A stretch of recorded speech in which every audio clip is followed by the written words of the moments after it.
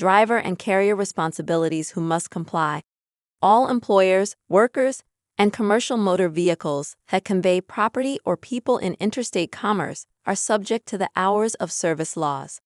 It is important to note that while the hours of service laws relate to property carrying and passenger carrying vehicles, the vehicles do not have to be transporting goods or people at the time they are subject to the rules.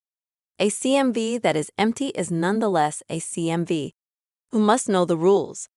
The federal DOT holds both the driver and the carrier accountable for regulatory compliance.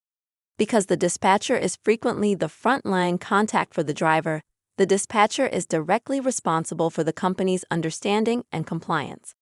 Results of non-compliance drivers and carriers, including dispatchers, who breach the hours of service requirements face severe penalties.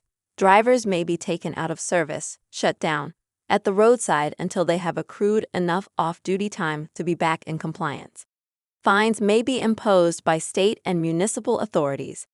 The Federal Motor Carrier Safety Administration may impose civil penalties on the driver or carrier, ranging from more than $3,800 for drivers to more than $15,000 per violation for carriers, depending on severity. Drivers who drive for more than 14 hours per day, more than 3 hours over the 11-hour limit, are more likely to face the maximum penalties for an egregious violation. A pattern of infractions might result in the carrier's safety rating being reduced.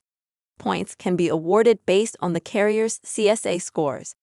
Carriers who knowingly and willingly enable or compel hours of service breaches may face federal criminal penalties.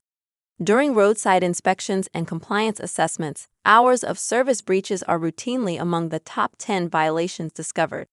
Settlements in enforcement suits are frequently in the tens of thousands of dollars.